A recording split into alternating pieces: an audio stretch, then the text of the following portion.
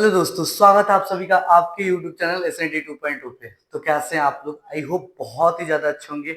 और आज आपके विनर से लेकर के आ चुके हैं बीपीएससी तैयारी 4 में जो आने वाले आपके मैथ्स के क्वेश्चन क्लास 9, 10 एंड 6 to 8 के लिए। ये चौथा वीडियो, सॉरी तीसरा वीडियो, चौथा नहीं है तीसरा वीडियो है। जैसे आप सबको पता, हमने 100 डे का चैलेंज स्टार्ट किया हुआ है। 100 दिन हमें वीडियो अपलोड करना है 20 क्वेश्चंस का। और ये क्वेश्चंस वैसे ही क्वेश्चंस अपलोड किए जा रहे हैं जो आपके एग्जाम में पूछे जाएंगे।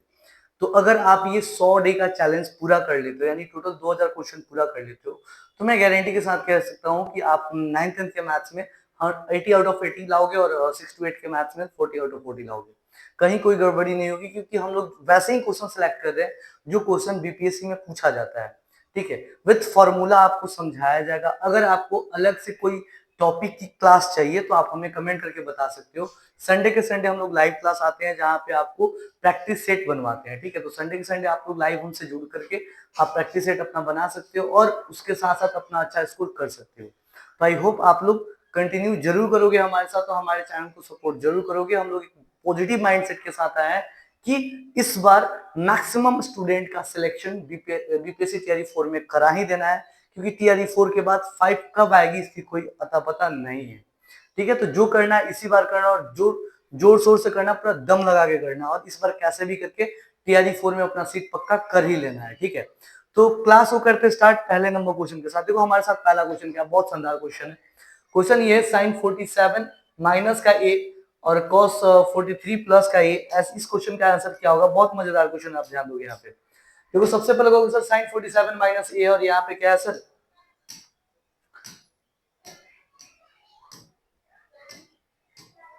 कहोगे सर साइन 47 माइनस का ए है और यहाँ पे सर 43 प्लस का है। सबसे पहले देखो क्या इन दोनों एंगल को ऐड करने पे 90 आ रहा है?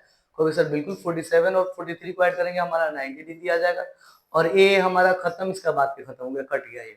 अब ध्यान दो, जब एंगल जोड़ने पे 90 आ जाए तो हमेशा ध्यान रखना, अगर साइन के साथ आपका कॉस है, ठीक है, अगर आपका सेक के साथ कॉसेक है, और अगर आपका टैन के साथ कॉट है, ठीक है, तो आंसर 0 होगा कब? जब माइनस में होगा।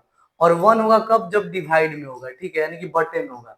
बटे में होगा तो आंसर 1 करेंगे, और माइनस में होगा तो आंसर आंख बंद करके 0 करेंगे। तो यहाँ पे सर आंसर हो जाएगा बी, 0। ठीक है, आंसर क्या हो जाएगा? कहोगे सर आंसर बी हमारा 0 हो जाएगा। ठीक है, अगले क्वेश्चन की ओर बढ़ते। अगला क्वेश्चन हमारे सामने ये रहा।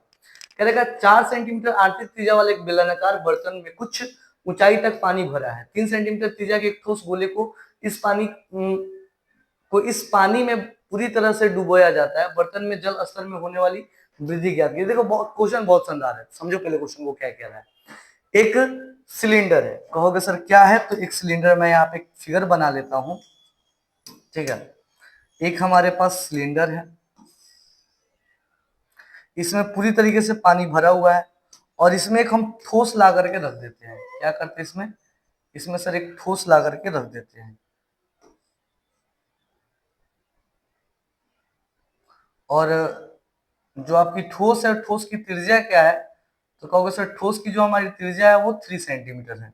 अब ध्यान दो, इसकी त्रिज्या यानी कि ठोस की त्रिज्या 3 सेंटीमीटर है, और हमारे बेलन की त्रिज्या जो है सर वो 4 सेंटीमीटर है। समझो पहले।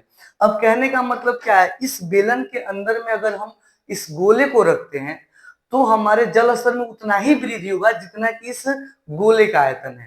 यानी कुल मिला के बात ये होगा कि जो जल में वृद्धि हो रहा है उस जल का आयतन बराबर क्या होगा? सर कहोगे इसका आयतन, जल का आयतन बराबर होगा गोले का आयतन। यही होगा गोले का आयतन। अब कहोगे सर जल का आयतन तो ये सिलिंड्रिकल शेप में है, यानी कि बेलन के शेप में है, तो सर इसका फॉर्मूला होता है पाई आर स्क्वायर एच, पाई बड़ा आर स्क्वायर और यहाँ एच। और गोले का आयतन क्या होता है सर? ये तो सबको पता है, 4/3 पाई आर क्यूब होता है सर। तो यहाँ पाई से पाई हमारा कट गया। अब h बराबर क्या हो जाएगा? तो कहोगे सर h बराबर हो जाएगा 4/3। यहाँ आर स्क्वायर यानी कि बड़ा आर कितना है सर? 4 है, तो 4 गुने 4, और छोटा आर कितना है सर? तो 3 गुने 3 गुने 3। अब क्या हो जाएगा सर? ये 4 से 4, सॉरी, 1 4 से 1 4 गया, 1 3 से 1 3 गया। अब क्या आया सर? तो 9/4 सेंटीमीटर आ गया। आंसर कौन सा हो जाएगा सर? बी आंसर हो जाएगा। 9/4 सेंटीमीटर आंसर क्या हो जाएगा? कहोगे सर आंसर हमारा हो गया बी। देखो इतना आसान है, इससे ज्यादा हार्ड बिल्कुल नहीं। आप मतलब क्या रहा ना, ऐसे ऐसे क्वेश्चन एकदम से हलवा की तरह बनाओगे, एकदम से आपको लगेगा कि सच में ये हलवा है। ठीक है, ऐसे ऐसे क्वेश्चन आपसे बोर्ड एग्जाम में बिल्कुल नहीं छूटेगा अगर आप हमारे वीडियो को देख करके जा रहे हो तो, ठीक है। आते हैं अगले क्वेश्चन की। अगला क्वेश्चन क्या है, त्रिभुज एबीसी में ए 25 है, बी 45 है और सी 30 है, कॉस ए का मान ज्ञात कीजिए। देखो बाबू यहाँ पे क्या होता है, यहाँ पे एक त्रिभुज है, त्रिभुज कौन सा है, समकोण त्रिभुज रहता है तो उसका कंसेप्ट हमें अच्छे से पता है, लेकिन यहाँ सर समकोण त्रिभुज ये नहीं बोल रहा है, ये किस त्रिभुज का बात कर रहा है हमें खुद नहीं पता है। यानी मान लेते ये है हमारा जो 25 सेंटीमीटर का है, मान लेते ये हमारा बी है जो कितना है सर 45 सेंटीमीटर का है, और सर ये सी मान लेते जो कितना है सर 30 सेंटीमीटर का है। 30 सेंटीमीटर है, 30 मान लेते, सेंटीमीटर नहीं दिया, सिर्फ 25 है, 45 है और यहाँ पे 30 है, ठीक है। तो ये 25, 20, 25, 30 और 45 आपको दिया हुआ है एबीसी का मान। देखो एक फॉर्मूला होता है, ए स्क्वायर बराबर क्या होता है, बी स्क्वायर प्लस सी स्क्वायर माइनस का 2bc cos a। ये फॉर्मूला आपको याद रखना है जब भी आपको ए और बी से रिलेटेड पूछे तो। और इसका ये कहाँ से आता है, इसको अगर आप कहोगे तो मैं अलग क्लास में अच्छे तरीके से एक्सप्लेन करके पूरे डेरिवेशन के साथ आपको बता दूंगा, ठीक है। अब ए की वैल्यू क्या है, कहोगे सर ए की वैल्यू 25 है, तो यहाँ हो जाएगा हमारा 25 का स्क्वायर, बराबर बी की वैल्यू क्या है सर 45 है तो 45 का स्क्वायर, सी क्या है सर 30 है तो 30 का स्क्वायर, माइनस का 2bc, 2 इंटू बी की जगह पे सर है 45 और सी की जगह पे है 30, इंटू का कॉस ए वैसे के वैसे। अब क्या करेंगे, यहाँ 25 का स्क्वायर सर 625 होता है, 45 का स्क्वायर करेंगे सर तो 50 में से 5 कम है 20, 25 हो जाएगा इसका आंसर। इसका स्क्वायर मैंने आप लोगों को बताया था, इसका तरीका बहुत आसानी से इसको निकाल सकते हैं। 30 की स्क्वायर कितनी होती है, तो सर इसका स्क्वायर होता है 900, माइनस इसको गुना करेंगे सर ये हो जाएगा 2700 इंटू का कॉस ए। अब कहने का मतलब क्या हुआ बाबू, हमको यहाँ फाइंड आउट करना है ये कॉस ए की वैल्यू, तो इसको लेफ्ट बुला लेते और 625 को हम राइट भेज देते हैं, तो हमारे पास क्या आ जाएगा, कहोगे सर हमारे पास आ जाएगा 2700 कॉस ए इक्वल्स टू हो जाएगा 25 और 9 कितना हो जाएगा सर 2925, अब माइनस का हो जाएगा सर 625, यानी कुल मिला के ये हो जाएगा सर कॉस ए बराबर, इसको घटाएंगे 2925 में से 625 तो आएगा सर 2300, अब बटे में कितना सर 2700, अब 2 जीरो से 2 जीरो यहाँ कट जाएगा, आ जाएगा सर आंसर 23 बटे का 27। दिया है क्या, कहोगे सर बिल्कुल दिया, ऑप्शन ए हमारा राइट आंसर हो गया, ऑप्शन ए जो होगा हमारा राइट आंसर हो जाएगा, ठीक है। तो इस तरीके से करके हम ऐसे ऐसे क्वेश्चन को सोल्व कर सकते हैं। आई होप ये चीजें आपको समझ में आ रहा होगा, इसमें दिक्कत नहीं होना चाहिए, ठीक है। ओके, अब अगले क्वेश्चन की ओर बढ़ेंगे। हमारा अगला क्वेश्चन क्या है, सो इसके ऊपर हम लोग फोकस करेंगे, ठीक है। और देखो ये बड़ा महत्वपूर्ण क्लास है, आप लोग इसमें थोड़ा सा सपोर्ट भी करो और अपने अपने दोस्तों तक शेयर भी करो, जितना ही ज्यादा आप शेयर करोगे उतना ही हमें सपोर्ट मिलेगा, ठीक है। अब आते हैं क्वेश्चन नंबर 4 की ओर। कह रहा है x square plus 8x plus 15, x square plus 5x plus 6 का लघुत्तम समापवर्त क्या होगा। बड़ा मजेदार क्वेश्चन है, ध्यान दो यहाँ पे अंतिम पद क्या है सर प्लस में है, जोड़ने पे 8 है, गुना करने पे 15 है, तो सर 5 और 3, 5 और 3 में ये टूटेगा, वैसे ही ये सर ये 3 और 2 में टूटेगा, तो इसको फैक्टराइज करेंगे तो सर हमारा आ जाएगा x प्लस का 5 इंटू एक्स प्लस का 3। अच्छा इसको फैक्टराइज करेंगे तो क्या आएगा, तो इसको करेंगे तो आएगा x प्लस का 3 इंटू एक्स प्लस का 2 आएगा सर, ठीक है, ये आएगा हमारे पास। अब कहने का मतलब क्या, इसमें कॉमन कौन है सर, x प्लस 3 कॉमन, इसको एक बार लिखेंगे, तो x plus 5 into x plus 3 into x plus 2, ये हमारा क्या हो जाएगा सर आंसर हो जाएगा, यही हमारा लघुत्तम यानी कि एलसीएम हो जाएगा। और कुल मिला के हम आंसर किसको टिक करेंगे सर, आंसर हम बी को टिक करेंगे, ठीक है, B is the right answer, ठीक है। आया समझ में, बी हमारा क्या हो जाएगा सर, बी हमारा करेक्ट आंसर हो जाएगा, ठीक है। अब हम लोग बढ़ेंगे अगले क्वेश्चन की ओर। अगला क्वेश्चन क्या है सो हमारा हम देखेंगे, ठीक है। 4 के बाद आते हैं 5वें नंबर क्वेश्चन पे।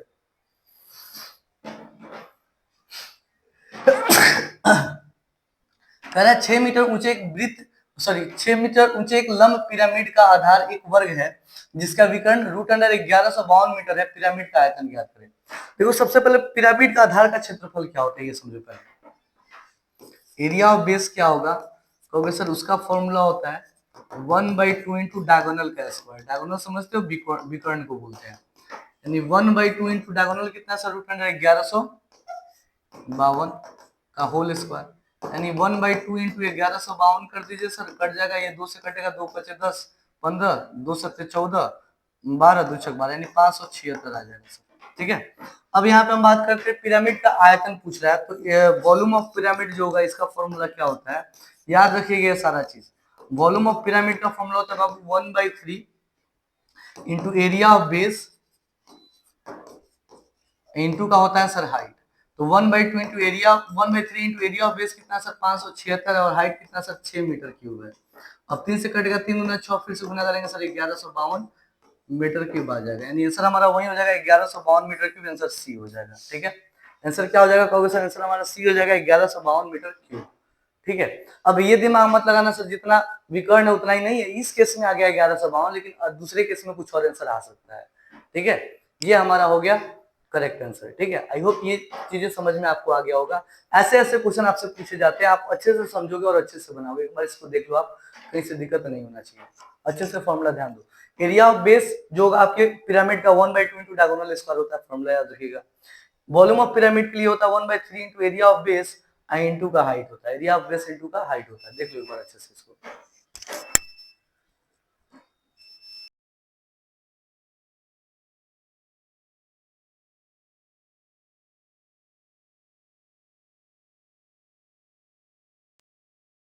अब आते हैं अगले क्वेश्चन की ओर, क्वेश्चन नंबर 6 की ओर। क्वेश्चन नंबर 6 क्या है, सो इसको हम लोग देखेंगे। क्वेश्चन नंबर 6 कह रहा है sin theta plus cos theta बराबर √11/3 है, sin theta minus cos theta का मान क्या होगा। क्वेश्चन बहुत शानदार है, इस पे हम लोग थोड़ा सा फोकस करेंगे। ठीक है, देखो इसमें हम लोग करते क्या है, यहाँ पे हम लोग ध्यान देंगे। कहोगे sir sin theta plus cos theta बराबर √11/3 है, तो यहाँ पे हम क्या करेंगे, sin theta plus cos theta का हम होल स्क्वायर करेंगे। ठीक है, इसका होल स्क्वायर करेंगे सर, तो ये 11/9 हो जाएगा।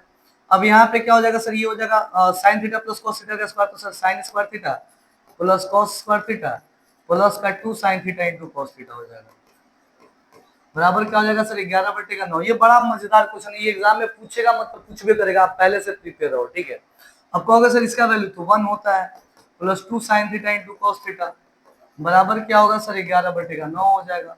अब 2 sin theta into cos theta क्या हो जाएगा सर, कहोगे सर 11/9 माइनस का कर देंगे 1, यानी कि 2/9 आ गया। अब 2/9 तो सर ये 2 से 2 कट जाएगा हमारा 1, यानी 1/9 आ गया।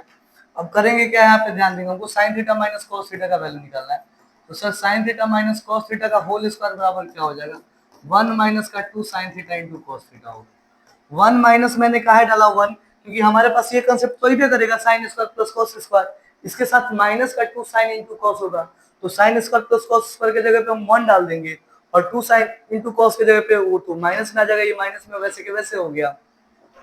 तो 1 माइनस 2 इंटू साइन इसका वैल्यू है 1/9, यानी 9 माइनस 2/9 यानी कि 7/9 हो जाएगा। अब स्क्वायर हटाएंगे तो सर साइन माइनस कॉस बराबर हो जाएगा √7/3। क्या हो जाएगा सर √7/3, आंसर कौन सा हो जाएगा सर सी। √7/3 आंसर क्या हो जाएगा सर सी। देखो ये बड़ा मजेदार क्वेश्चन, ये एग्जाम में पूछेगा, मतलब पूछेगा, बार बार रिपीट इसको इसलिए करा रहा है क्योंकि एग्जाम में पूछेगा और आप अच्छे से तैयार रहो। और देखो हमारा जो चैलेंज है 100 दिन का, आप एक एक वीडियो को देखो, रोजाना आधे घंटे का तो वीडियो होता है लगभग, रोज देख लो भाई, क्या ये बहुत हेल्प करेगा आपको। ठीक है, बहुत ज्यादा। और साइंस की भी, और संडे के संडे हम लोग मतलब ये प्रैक्टिस सेट भी लेकर के आएंगे, तो उसके लिए भी आप तैयार रहोगे। ठीक है, अब आते हैं अगले क्वेश्चन की। अगला क्वेश्चन क्या है, यदि समीकरण x माइनस 2y बराबर 3, 3x प्लस ky बराबर 1 का एक अद्वितीय हल हो तो। ठीक है, अब अद्वितीय हल के केस में क्या होता है, हमेशा इसको याद रखिएगा बाबू। अद्वितीय हल के केस में क्या होता है, a1/a2 नॉट इक्वल्स होता है b1/b2 के। क्या होता है, नॉट इक्वल्स b1/b2 का। a1 क्या है सर 1 है, a2 क्या है सर यहाँ 3 है। नॉट इक्वल्स b1 क्या है, y के गुणा को क्या बोलते हैं, तो -2, और b2 क्या है सर यहाँ पे k है, यानी कि क्रॉस गुना करेंगे तो सर क्या हो जाएगा k not equals to -6, answer हो जाएगा हमारा b, k not equals to -6। ठीक है, ऐसे ऐसे क्वेश्चन आपसे नहीं बनेगा तो फिर काम ही घबरा जाएगा, मजा नहीं आएगा, कसम से कह रहे हैं। ऐसे ऐसे क्वेश्चन अगर आप ना बनाओ तो फिर मजा ही नहीं आएगा, काम ही गड़बड़ हो जाएगा। ठीक है, ओके। अब हम लोग आते हैं अगले क्वेश्चन की। अगला क्वेश्चन क्या है, सो इसको हम लोग देखेंगे। ठीक है, अगला क्वेश्चन हमारे सामने ये रहा, दो भिन्न त्रिज्या वाले वृत्त हमेशा एक बड़ा मजेदार क्वेश्चन है। दो भिन्न त्रिज्या वाले, यानी एक वृत्त अलग है, ध्यान दो यहाँ पे। एक वृत्त मैं ये ले लेता हूँ, एक इतना बड़ा वृत्त है और एक इतना छोटा वृत्त है, बताओ ये दोनों क्या है, तो कहोगे सर दोनों समरूप है, एक जैसा दिखता है, समरूप यानी कि इसको सिमिलर बोलते हैं। आंसर क्या हो जाएगा सर बी, और तरीके जाएगा, आंसर क्या हो जाएगा सर बी, समरूप। हिंदी में समरूप कहते हैं और इंग्लिश में क्या कहते हैं, इसको सर सिमिलर कहते हैं। आंसर यही हो जाएगा बी, समरूप, और इंग्लिश में क्या कहते हैं सर सिमिलर कहते हैं। ये हमारा 8 नंबर हो गया। आते क्वेश्चन नंबर 9 की ओर। समांतर श्रेणी 2, 7, 12, 17 के लिए T30 - T20, बड़ा मजेदार क्वेश्चन है। देखो ऐसे क्वेश्चन अगर तुम छोड़ रहे हो ना तो बहुत बड़ा गलती कर रहे हो। ध्यान दो यहाँ ए का मान क्या है सर, तो 2 है। डी कैसे निकालेंगे सर, 7 में से 2 घटा देंगे, हमारा 5 आ जाएगा। और फॉर्मूला क्या होता है, T3 माइनस का T20 है सर।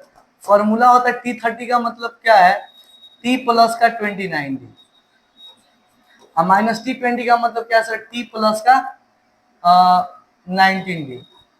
अब ध्यान दें यहाँ पे ए को हम टी भी कहते हैं, ए को हम टी भी कहते हैं, टर्म 1 टर्म 2 या ए फर्स्ट टर्म ऐसे भी बोलते हैं, वो अपने ऊपर डिपेंड करता है। ये टी प्लस का 29D माइनस का टी माइनस का 19D हो जाएगा। कहोगे सर ये प्लस टी माइनस टी गया 29 में से 19 गया सर 10D, और 10 गुने डी का मान डालेंगे कितना सर 5, तो 10 बचे कितना होता है बाबू 50। आंसर क्या हो जाएगा सी। 10 बच्चे क्या होता है 50। और जब भी ऐसा डिफरेंस पूछे तो देख लो कितने टर्म का डिफरेंस है, कहोगे सर 10 का डिफरेंस है, 10 गुने डी कर दो, बात खत्म। जब भी ऐसा पूछे ना, जैसे सपोज अगर आपसे पूछा जा रहा है बताओ कि T50 माइनस का T30 का क्या होगा सर, डिफरेंस कितना है 20, तो 20 डी कर दो, 20 गुने डी यानी कि 5, 100 हो जाएगा आंसर, बात खत्म। ऐसे क्वेश्चन एकदम से हलवा है, एकदम से बना दोगे, इसमें कुछ जान ही नहीं है, ठीक है। इसको एक बार देख लो अच्छे से, आई होप समझ में आ जाना चाहिए, इसमें कोई दिक्कत नहीं चाहिए। अगर नहीं समझ में आता तो आप बोलोगे, इसका भी मैं अलग से क्लास ले लूंगा और आपको समझा दूंगा, ठीक है। अगले क्वेश्चन के ऊपर, अगला क्वेश्चन हमारे सामने ये है, अल्फा बीटा किसी द्विघातीय बहुपद 4x² + 4x + 1 के मूल हो तो अल्फा बाई बीटा और बीटा बाई अल्फा का मान क्या होता है। तो सबसे पहले हमें मूल के हिसाब से दो चीज पता कर लेना जरूरी था। अल्फा प्लस बीटा का फॉर्मूला होता है सर माइनस बी बटे, तो माइनस बी बटे सर माइनस बी कितना सर, माइनस का 4 है, अब बटे ये कितना सर 4 यानी 4 बटे 4 कट गया 1। फिर अल्फा इंटू बीटा सर होता है सी बाई ए, तो सी कितना है सर 1 बाई में 4 हो जाएगा। अब हमसे क्या पूछा जा रहा है, अल्फा बाई बीटा और बीटा बाई अल्फा का मान क्या होगा। तो कहोगे सर इसको सोल्व करेंगे तो alpha square plus beta square बटे में अल्फा इंटू बीटा हो जाएगा। अब कहोगे सर ये अल्फा स्क्वायर बीटा स्क्वायर तो हमें नहीं पता है, इसके जगह पे हम क्या लिख सकते हैं, अल्फा प्लस बीटा का होल स्क्वायर, हम माइनस का 2 अल्फा इंटू बीटा लिख सकते हैं, और बटे में क्या है सर अल्फा इंटू बीटा वैसे के वैसे। तो कहने का मतलब ए अल्फा स्क्वायर यानी ए स्क्वायर प्लस बी स्क्वायर का फॉर्मूला होता है ए प्लस बी का होल स्क्वायर माइनस 2ab होता है। तो इसी फॉर्मूला पे हम लोग काम करेंगे। अब अल्फा प्लस बीटा का वैल्यू क्या है सर, उसका वैल्यू है 1, तो यहाँ 1 का square minus 2 into alpha beta का वैल्यू क्या है सर 1/4, अब बाई में यहाँ पे क्या है सर 1/4, अब 2 से कट जाएगा सर 2 यानी 1/2 में से घटाएंगे सर 1/2 आएगा, और यहाँ 1/4 है, तो 1/2 गुणे में 4/1 हो जाएगा, कट जाएगा हमारा 2 आ जाएगा, यानी आंसर हमारा 2 हो गया। आंसर क्या हो गया कहोगे सर 2, तो 10 का आंसर ए हो गया 2, ठीक है। 2 आंसर हो जाएगा हमारा, 10 का 2 हो जाएगा, ठीक है। आंसर ए 2 आंसर आ जाएगा। अगर ये समझ नहीं आता तो आप बताओगे, जो मैं लाइव क्लास लूंगा ना संडे को, उसमें सारी चीजें 1 बाय 1 करके डीपली एक्सप्लेन कर दूंगा, आप जितना बोलोगे उतना एक्सप्लेन करूंगा, ठीक है। बट संडे को आप लोग लाइव क्लास जरूर ज्वाइन करोगे, इस बात का ध्यान रखना है, ओके। अब आते हैं अगले क्वेश्चन की ओर, निम्न में से कौन सी अभाज्य संख्या, अरे कैसा ऐसा क्वेश्चन पूछेगा तो आप लोग से छूटेगा क्या जी। निम्न में से कौन अभाज्य संख्या सर, ए 29 हमारा अभाज्य संख्या, सिंपल 29 हमारा क्या है सर अभाज्य संख्या है। बाद बाकी सब भाज्य, अभाज्य किसको बोलते हैं, जो एक से कटे खुद से कटे बाद बाकी से ना कटे। अब ध्यान दो यहाँ पे 96 सर ये 6 से कट जाएगा, 132 भी 6 से कटेगा, 438 भी 6 से कटेगा। पहले हम 4 के लिए सोचे थे ये दोनों 4 से कट जाएगा, लेकिन ये 4 से नहीं कटता है, यानी तीनों 6 से कटने वाला, तो एलसीएम वही होता है जो मतलब वैसा नंबर जो इन तीनों नंबर को डिवाइड कर सके, वो एलसीएम को भी डिवाइड कर सकता है। तो 6 हमारा इन तीनों में से किसको डिवाइड करेगा ये हम चेक करेंगे, ठीक है।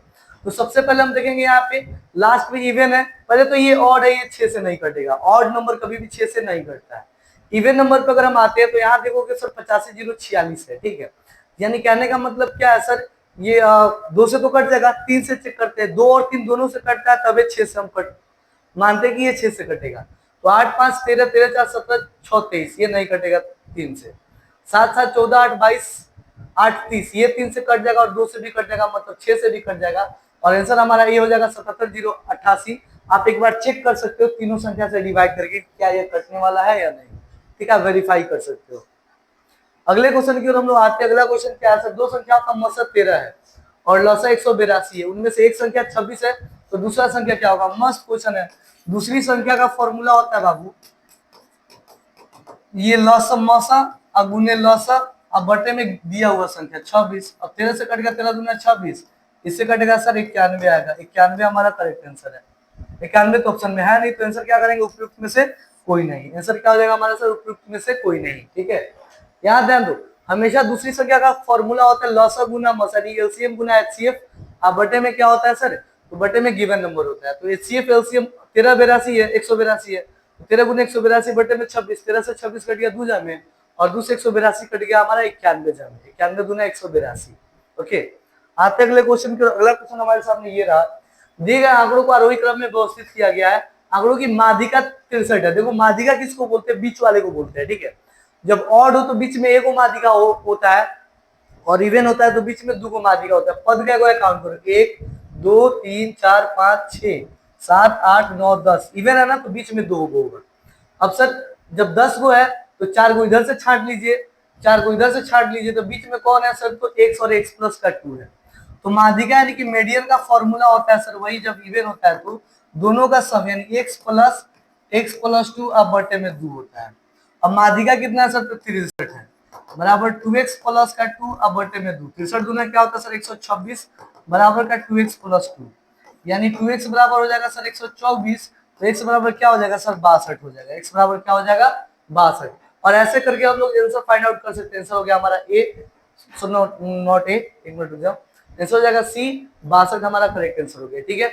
और ऐसे क्वेश्चन में आप मिस्टेक नहीं करोगे, मुझे पूरा भरोसा है। और सबसे पहला बात, मैं हमेशा एक ही बात रिपीट कर रहा हूँ कि भाई मेरे चैनल को सब्सक्राइब करो और दोस्तों तक भेजो, ताकि आपका भी सिलेक्शन पर पक्का हो और आपके दोस्त का भी पक्का हो। हमारे साथ मिलकर तैयारी करो, सिलेक्शन श्योर रहेगा। बस आपको फोकस ज्यादा कहाँ करना है, मैथ्स इतना गारंटी के साथ अगर मेरा 100 वीडियो आप देख लेते हो तो 80 आउट ऑफ 80 मैथ्स आएगा। लेकिन उसके अलावा थोड़ा सा एक्स्ट्रा फोकस जीएस पे करना है, क्योंकि अगर मैथ्स वाले आपको तो बिना जीएस के रिजल्ट नहीं बनेगी, इस बात को ध्यान में रखो, ठीक है। अब आते हैं अगले क्वेश्चन की। अगला क्वेश्चन क्या है, किसी षटभुज के अंतःकोणों के मापों का योग कितना होगा। षटभुज समझते हो किसको बोलते हैं, कहोगे सर हेक्सागोन को कहते हैं। और अंतःकोण यानी कि सम ऑफ इंटीरियर एंगल का फॉर्मूला क्या होता है बाबू, याद रखिएगा। सम ऑफ इंटीरियर एंगल्स का फॉर्मूला होता है n-2 इंटू का 180 डिग्री होता है। तो यानी 6 माइनस का 2 गुने का 180 करेंगे, क्योंकि हेक्सागोन में कितने साइड्स होते हैं सर, 6 साइड्स होते हैं। तो 4 गुने का 180, 28 चौका 72, 720 डिग्री हमारा करेक्ट आंसर हो जाएगा। B is the right answer, 720 degree. ये सूत्र आप याद रखोगे, सम ऑफ इंटीरियर एंगल का फॉर्मूला क्या होता है, n-2 इंटू 180 डिग्री। इस पॉलीगन का अगर क्लास आपको अलग से करना हो तो बता दीजिएगा, उसका भी मैं क्लास करा दूंगा, ठीक है। वो सारे के सारे इंपॉर्टेंट क्लासेस है, ठीक है। और वैसे आप हमसे जुड़े रहोगे तो ये पॉलीगन के सारे फॉर्मूला हर एक वीडियो में एक एक क्वेश्चन ला करके मैं बता ही दूंगा, ठीक है, घबराने की जरूरत नहीं है। अच्छा, ईच इंटीरियर एंगल का फॉर्मूला आपको पता है क्या होता है, ईच एक्सटीरियर एंगल का फॉर्मूला क्या होता है सर, ये 360 अपॉन का n होता है, नंबर ऑफ साइड। ये रेगुलर पॉलीगन में ऐसा होता है, ये कहाँ होता है सर, रेगुलर पॉलीगन में ऐसा होता है। अच्छा, ईच इंटीरियर पूछे आपसे, ईच इंटीरियर पूछे तो 180 में से क्या कीजिए 360 बटे n घटा दीजिए, यानी कहने का मतलब है एक्सटीरियर को 180 में से माइनस कर दीजिए, आपका इंटीरियर आ जाएगा, ठीक है। ये सारे फॉर्मूला होते हैं, मैं आपको इसका अलग से क्लास करा दूंगा अगर आप कहोगे तो। 3 सेंटीमीटर त्रिज्या और 4 सेंटीमीटर ऊंचाई वाले शंकु का संपूर्ण पृष्ठीय क्षेत्रफल क्या होगा। देखो सबसे पहले यहाँ त्रिज्या r दे दिया सर 3 सेंटीमीटर, और एच दे दिया 4 सेंटीमीटर, और संपूर्ण पृष्ठीय क्षेत्रफल। देखो इसका सूत्र क्या होता है, शंकु का यानी कि कोण का यानी टोटल सरफेस एरिया जो होता है उसका फॉर्मूला होता है pi R into R plus L, यानी बिना एल के काम नहीं बनेगा, एल हमको चाहिए ही चाहिए। तो जब आर 3 हो एल 4 हो तो आर एच 4 हो तो एल का मान क्या होगा सर, 3 का स्क्वायर प्लस 4 का स्क्वायर, यानी कि √25, और इसका वैल्यू होता है 5, एल हो गया आपका 5। तो सर पाई की वैल्यू 22/7 गुने आर की वैल्यू सर 3, और 3 प्लस का 5, यानी कि 66 गुने 8 बटे में सर कितना 7, तो 8 छक 48 हासिल कितना 4, 8 छक 48 4 52, 528/7 सेंटीमीटर क्यूब हमारा आंसर हो जाएगा। 528/7 सेंटीमीटर क्यूब हमारा आंसर हो जाएगा ए, ठीक है। ऐसे ऐसे क्वेश्चन एकदम से मक्खन की तरह क्वेश्चन होता है, और ऐसे ऐसे क्वेश्चन को बहुत मजे से बनाना होता है, इसमें डरने और घबराने वाली ऐसी कोई बात नहीं होती है, ठीक है। और अगर हमारे साथ जुड़े हो तो कहीं डरने का मौका नहीं मिलेगा आपको, मैं पहले बता दे रहा हूँ। अगले क्वेश्चन की ओर बढ़ते हैं। अगला क्वेश्चन क्या है, अगला क्वेश्चन, यदि किसी बेलन की त्रिज्या दुगुनी कर दी जाए और उसकी आधार ऊंचाई आधी कर दी जाए तो इस प्रकार बने नए बेलन के आयतन और मूल बेलन के आयतन का अनुपात। देखो नए बेलन के आयतन के लिए क्या होगा, पाई बड़ा आर स्क्वायर और बड़ा एच, अब बटे में क्या होगा sir pi small R square small H. अब ध्यान दो यहाँ पे बड़ा आर के जगह पे छोटा आर का 2 गुना किया गया है, और एच के जगह पे छोटा वाला एच का हाफ किया गया है, और आर स्क्वायर इंटू एच तो है ये। अब इसको सोल्व करेंगे सर 4r², क्या हो जाएगा सर 4r² इंटू एच बटे का 2 होगा, अब बटे में r² इंटू का एच होगा। सर ये r² से r² कट गया, 2 दूना 4 कट गया, एच से एच कट गया, तो 2/1 बचा, यानी 2:1 हमारा आंसर हो गया। 2:1 यानी कि सी हमारा क्या हो जाएगा सर आंसर हो जाएगा। ध्यान दो यहाँ पे क्या बोला है कि जो नया वाला बेलन है उसका आधार त्रिज्या जो है पहले वाले त्रिज्या का 2 गुना कर दिया जा रहा है। तो पहले वाला त्रिज्या r था तो अब 2r बन गया, और ऊंचाई जो है आधी कर दी जा रही है। पहले वाली ऊंचाई कितनी थी सर एच थी, तो आधी कर दिया गया तो एच बटे 2 बन गया। और इस तरीके से इसको सोल्व करेंगे और कटा उठा के आंसर लाएंगे, हमारा 2/1 यानी 2:1 आ गया आंसर। ठीक है, ये क्वेश्चन नंबर 17 था। अब आते क्वेश्चन नंबर 18 पे। दो सकेंद्रीय वृत्तों में बाह्य वृत्त की त्रिज्या 6 सेंटीमीटर और इसकी 10 सेंटीमीटर लंबाई वाली जीवा पीक्यू आंतरिक वृत्त की स्पर्श रेखा है, आंतरिक वृत्त की त्रिज्या ज्ञात कीजिए। मस्त क्वेश्चन है, ध्यान दो यहाँ पे दो वृत्त, एगो बाहर है एगो अंदर है। बाहर वाला अंदर वाले को छूता है और बाहर वाले की जो लंबाई है इसका 10 सेंटीमीटर है, तो जाहिर सी बात है ये 5 हो जाएगा और ये भी 5 हो जाएगा। आंतरिक वृत्त की त्रिज्या पता नहीं है लेकिन बाह्य वृत्त की त्रिज्या पता है सर 6 सेंटीमीटर। कुछ नहीं करना है, ये r बराबर क्या हो जाएगा सर √6 का स्क्वायर हम -5 का स्क्वायर कर देते हैं, तो 36 माइनस का 25 कर देंगे, हमारा हो जाएगा √11। ध्यान दो जो जीवा होता है ना, बाह्य वृत्त की जो जीवा होती है, कॉर्ड होता है, कॉर्ड वो आंतरिक यानी इंटरनल जो सर्कल होता है उसको अगर किसी भी पॉइंट पे टच करता है तो वो क्या कहलाता है, कहोगे सर वो हमारा कहलाता है क्या बोलते हैं, टेंजेंट कहलाता है। और टेंजेंट हमेशा परपेंडिकुलर होता है तो उस हिसाब से आधे आधे हिस्सों में बांट देता है। तो 10 था तो 5 हो गया। बाह्य वृत्त की त्रिज्या 6 है तो आंतरिक वृत्त की त्रिज्या यानी कि इंटरनल सर्कल की जो रेडियस निकालना था r, वो आ गया हमारा √6 का स्क्वायर माइनस का 5 का स्क्वायर 25, 36 में से 25 घटा हमारा 11 यानी आंसर हो गया सी। आंसर क्या हो गया सर सी, 18 का आंसर सी हो गया। बहुत मजेदार क्वेश्चन था। अब आते हैं क्वेश्चन नंबर 19 के ऊपर। 19 नंबर क्वेश्चन क्या है सर, x का पावर 31 + 2 और x + 1 जो है इससे विभाजित करने पे शेषफल क्या होगा। देखो शेषफल के लिए पहले इसका जीरोज निकालते हैं। x + 1 बराबर 0, x का मान कितना है सर -1, यहाँ डाल दो। x -1 का पावर 31 अब प्लस का 2 कर दो। सर ये -1 का पावर 31 करेंगे -1 आएगा प्लस का 2 कीजिए सर 1 आंसर आ जाएगा। क्योंकि कभी भी माइनस का पावर ऑड नंबर हो तो निगेटिव ही आता है, इवन हो तो पॉजिटिव आता है। यहाँ बात ये है कि 31 पावर दिया है तो -1 आएगा और ये +2 रहेगा इसलिए 1। ये सारे वीडियो में ऐसा क्वेश्चन मैं इसलिए डाल रहा हूँ क्योंकि ये हर साल पूछता है, ठीक है, इसलिए मैं ऐसा क्वेश्चन डाल रहा हूँ आपके लिए। ठीक है, अब आते हैं क्वेश्चन नंबर 20 के ऊपर। क्वेश्चन नंबर 20 क्या है, 52 ताश के पत्तों की गड्डी में से काले रंग के बादशाह और बेगम निकाले जाते हैं। ध्यान दो यहाँ पे, ए ब्लैक किंग एक एंड क्वीन, ब्लैक किंग और क्वीन निकाल दिए गए, तो टोटल किंग और क्वीन होते हैं 4 4 8, जिसमें से ब्लैक 4 होता है और रेड 4 होता है। तो टोटल 52 पत्ती में से हमारा 4 पत्ती निकल गया, 48 पत्ती हमारे पास बचा। 4 कैसे निकला, तो सर 2 हमारे किंग के हो गए और 2 क्वीन के होंगे, क्योंकि ब्लैक बोला है, ब्लैक का मतलब 2, ब्लैक किंग ब्लैक क्वीन का मतलब 2 यानी टोटल 4 घटा दिया गया, तो हमारे पास हो गया सर 48। उसके बाद पूछ रहा है sir find the probability that this card is spade card. अब ध्यान दो स्पेड होता है टोटल 13, स्पेड कितना होता है सर 13 होता है।